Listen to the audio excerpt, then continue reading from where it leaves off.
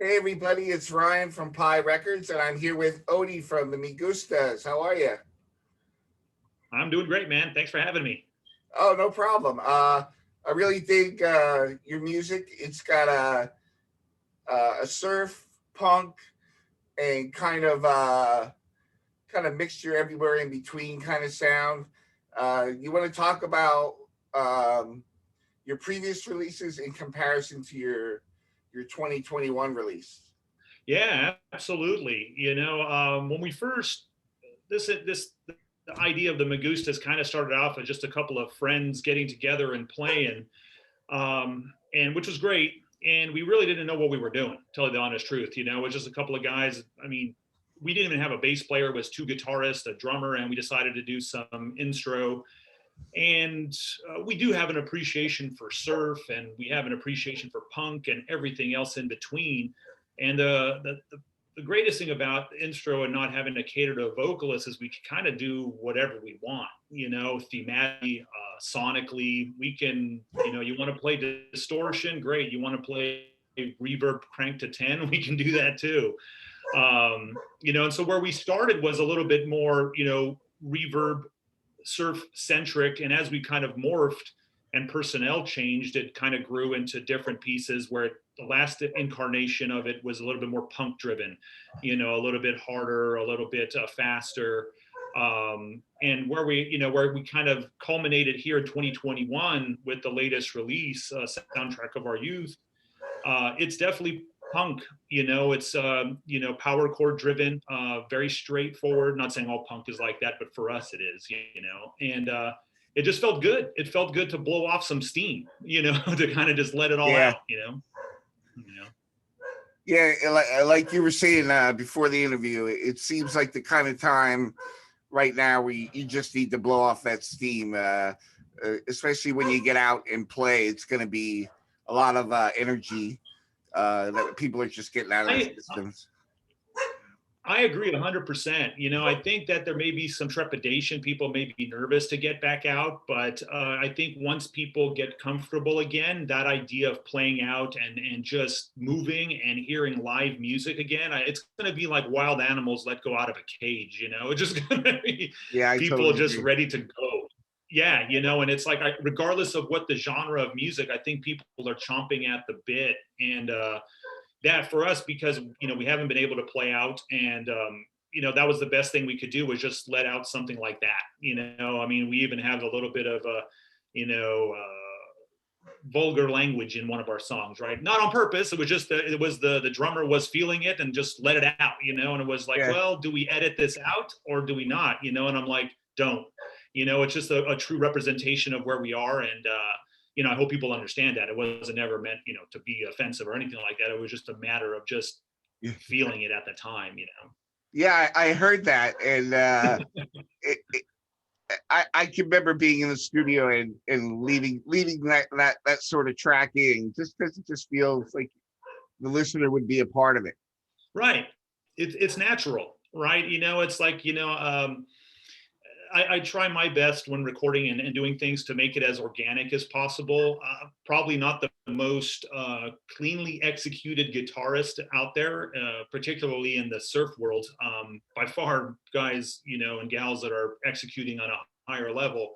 But I feel that lends to kind of the realism of it, right? I'm not going to sit here and clean up every track. I'm not going to take out every string buzz. I'm not going to do that, just because I think it lends to the reality of playing music. Yeah, that's a totally punk rock way of thinking. It's kind of like whatever whatever has the best energy, even if it has a Right, couple of buzzy strings, or maybe it's not right. played tight. Whatever has the best energy between the band members, I think works the best. Absolutely. And that's something with the Magusas that we've done where it's the energy was what kind of drives it all. What I think instrumental works really well for me. I've played in other bands in the past where I've fronted bands. I was a vocalist, and you kind of get corralled into a real tight window, right, of operating. Your voice is your voice. This is how you sound, and that's what you do. And it was kind of constraining. Whereas with instrumental surf rock, you're able to kind of span whatever you want. And that really appeals to me. There are so many bands out there doing a wide array of music. And I felt like, wow, this is finally a place where I feel comfortable, and so, from some albums that are softer, we did a single a couple years back called Summer, because we were in the midst of summer. It felt really good. It felt bright. It felt California. It was all major chords. And then we end up with a release called Armada, which was a little bit heavier, big drums, multi-tracking, which we don't do. Yeah, appreciate it, man. Yeah, we don't do a lot of multi-tracking, and that was something we did with Armada. You went in and did 3 or 4 guitar tracks on one song, and I'm like, what the heck? Just something, right. But it felt right. Going back to the feel thing, it felt right to do for that song and that release. So sometimes you hear it, all the layers fitting over each other, and it kind of just belongs. Right. No, you're absolutely right. Kind of jumping forward here, even though we just released this soundtrack of our youth, I have my eyes forward, and the Me Gustas are kind of going through a shift here in personnel, shift in direction a little bit, and getting ready to, well, not getting ready, kind of in the midst of working on a new release, or that's going to happen, working on new material and all this stuff. And it's a feel-based thing again, where it's, very much, the California centric, that sunshine, and I think a lot of it lends to the fact that we had such a heavy year as a population, and I feel like after Armada was so heavy, and I'm like, you know what, I need some brightness, I need some major chords, I need some major, sunshine in my life, Yeah, totally. It's interesting you say about instru music being kind of freeing. Being based in surf and punk, not a lot of instrumental punk bands out there outside of Agent Orange.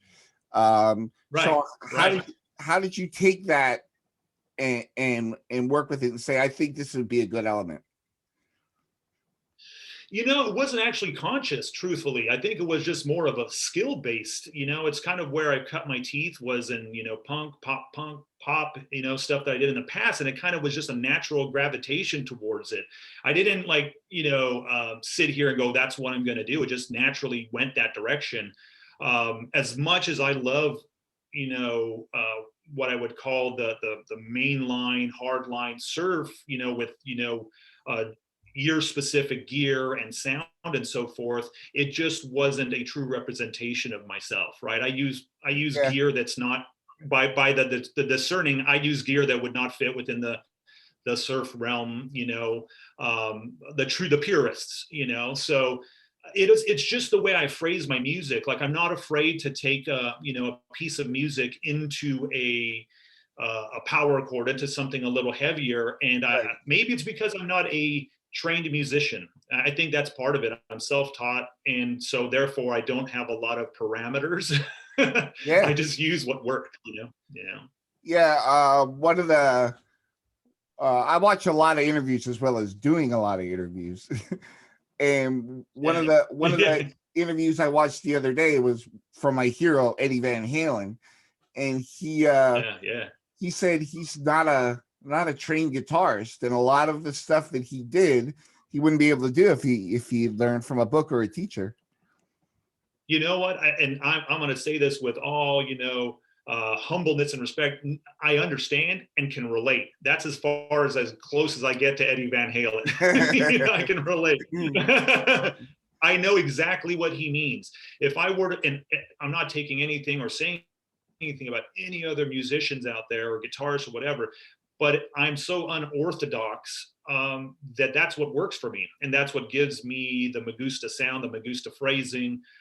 Maybe it takes me a little longer to get to the end result, or maybe sometimes it's a little like, well, I've kind of almost done this before, and I'm not educated in that sense, but it allows me to break down walls that I'm not aware of, so I can make sounds and do things. And, if it sounds good to me, I'll do it, So do you find bouncing off ideas off the other band members, you get some feedback and some ideas that you hadn't thought of? In the past, yeah, with some of, like, especially with another guitarist, because the Megusas started out as a two guitar based group, and then now obviously it's a single guitarist. Um, but in the past, yeah, because it was nice to work out phrasing or keys and stuff, and so we would play off of one another. Yeah, As I've grown, I kind of, not arrogantly at all. I don't really. I kind of just, it's, I don't know if it sounds weird or not. I just kind of let it go and whatever comes out. And I have a pretty discerning ear for what I like to hear. And if it sounds like, ooh, that's really off, I'm going to yeah, can that. And truth be told, it's the non-musicians that are in my circle that have been the best resource for like telling me if something sounds good or not. yeah, So yeah, yeah. I got some discerning fans, if I say, fans, maybe it might be a loose term, but they're like, hey, that's we've heard this before. That doesn't sound quite right. So I get a lot of that, which really helps me. yeah. It's great to get feedback. It's when you don't hear anything that you're kind of like, Yeah, I agree with you. And I'm gonna be completely transparent. And I knew that was gonna be the case with Soundtrack of Our Youth, because I'm like, man, this is a polarizing 2-song single. I know it's punk. I'm throwing it out there, and it's like it hasn't, it's got reception, but it hasn't got as big a reception as say a lot of the other releases, because it's very polarizing. Not in a negative way, but it's just, I know what I did, and I was like, well, I want to put it out there into the world. I want to feel this. And sometimes people come along for the ride more than others, and sometimes they don't. And that's just part of being an artist. yeah, I think that the one thing that myself and through the Me Gustas that we've done is that we've never adhered to a policy of like, well, let's write something so we can attract as many people as possible. Sure, right. we'd love for that to be the case and be opening for, Iron Maiden or something, but that's not going to happen. uh, well, that brings me to my next question. I was looking at the record label. I wasn't familiar with it. Are you putting stuff out yourself? Yeah. Yeah, everything right now is independent, and so it's all independent releases. So we've done everything digitally, but our one release, which we did, was called Burn the Breeze, which we released in 2019. That was a CD only release, and we can say proudly we sold out of all the copies here on our end, which made us feel really good. Awesome. And yeah, so that made us feel really, really good. And the next one, I don't know if this is the right time to say it or not. The next one is going to be, come hell or high water, is going to be a vinyl release. Awesome. We are doing a vinyl release, and not divulging too much. I've got a lot of pieces in the works, and I've got some great characters who are lending their amazing musical talents to it. And it will be pressed whether through a label, which there are some interests out there, or independently. It's coming. It's due time Yeah, for myself and for everybody else.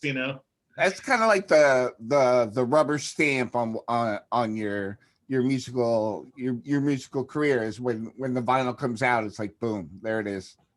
You know what? That's funny you say that, because I was thinking that yesterday. I was like, you know what? I haven't quite made it yet until I record out on vinyl.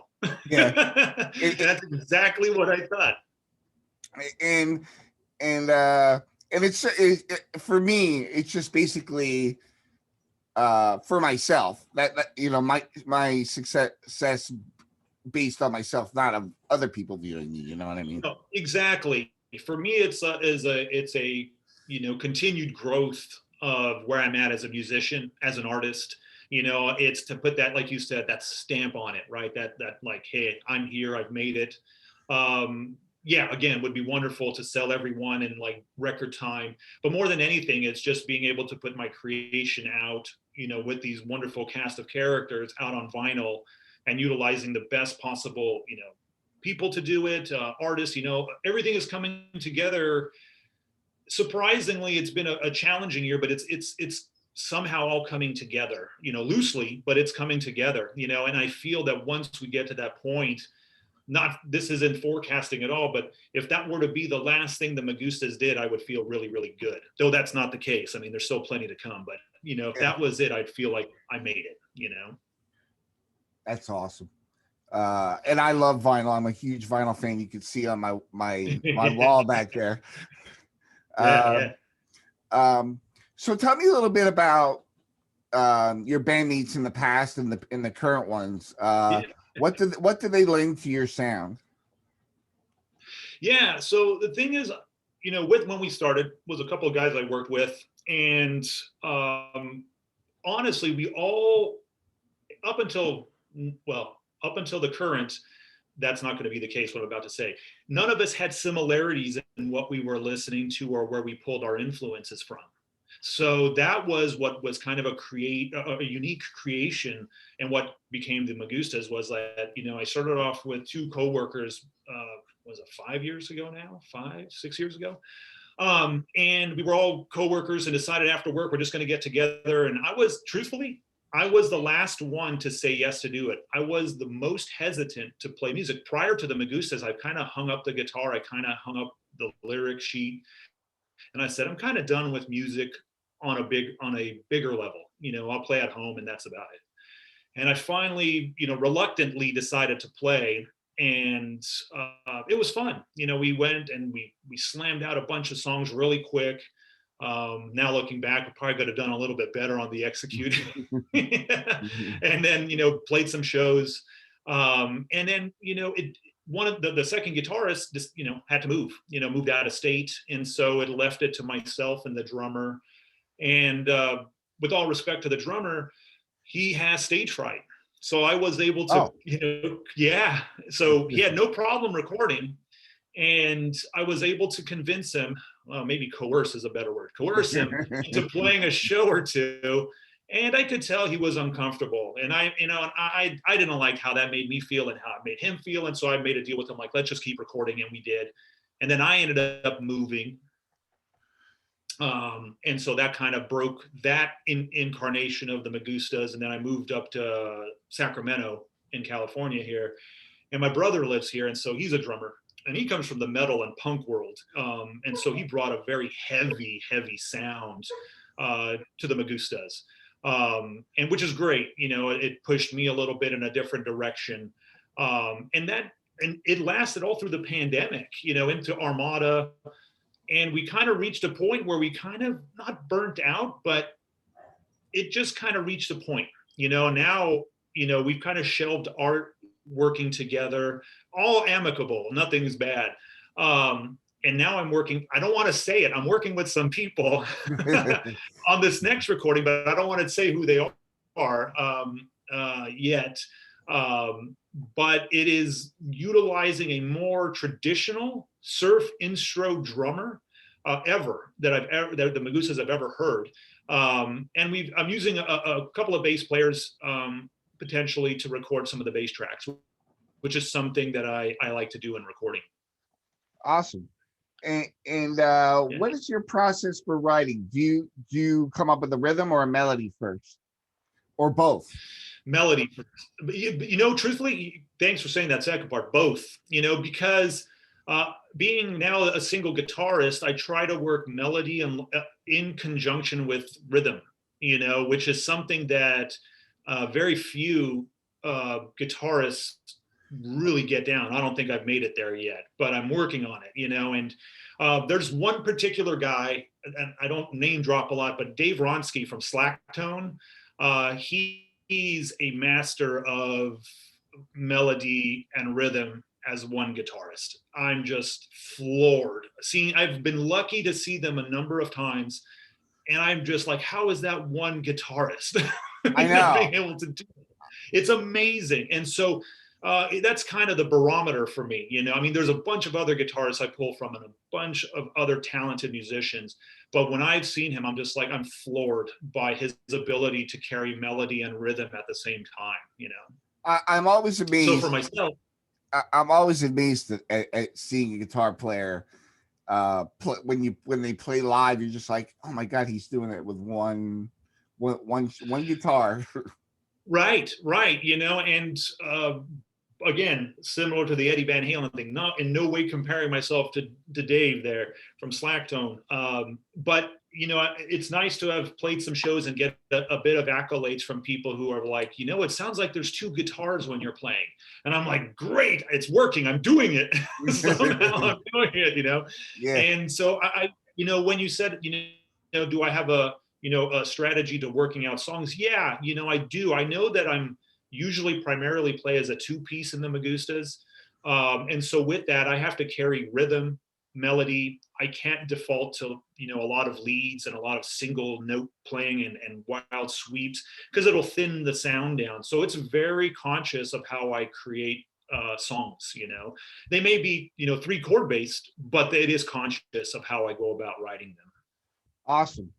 So where can people find your music, and where can they find you if they want to book a show? If they just want to get to know a little bit more about you? Yeah, absolutely. But they want to, you know, find us. Bandcamp is the easiest place because it doesn't require any membership or anything like that, or an account. So Bandcamp, you can find all our music there, everything. You can join it, you know, and if you, I do equally send out as many emails through Bandcamp as I do through our mailing list. So they can do Bandcamp, they can do Facebook, you know, so those are the 2 primary ones that we have. They can also do YouTube, and I'll have to admit, I haven't been keeping up very well on the YouTube, so I need to do better about that. But they can find us on Bandcamp, Facebook, or YouTube. But you have some cool videos on YouTube? They're a little, they're some videos, they're snippets, you know. I haven't done a good job. It's the one area that I keep saying I'm going to learn more about and become a better person at doing video, and I'm going to say I'm terrible at it. You know, it's a whole nother skill set. I can barely play the guitar. Now I got to learn how to do videos. You know, it's real challenging. You know? It all goes hand in hand with your DIY ethic. It does. You know, I mean, I do pull a lot. We pull a lot from the punk realm. You know, and if I'm not playing a show, I am, you know, at a punk show locally. Well, prior to COVID, you know, I primarily, you know, I love all music. Don't get me wrong, and I think that will be heard on our upcoming release, the influences. But you know, you'll find me at the local punk watering hole. You know, watching a local punk act or a touring punk act. You know, a lot of my friends are in punk bands, other bands as well. But it's pretty much at the core of what I listen to and what I enjoy the most, you know. Awesome. Well, I want to thank you so much, Odie, for your time. And I really enjoy your music. I think other people are going to enjoy it. And I'm so glad you lent me your time. Oh, thank you. Thank you so much for having me. Oh, it's been a blast, dude. So I want to thank you and hope you have a good day. You too. Take care.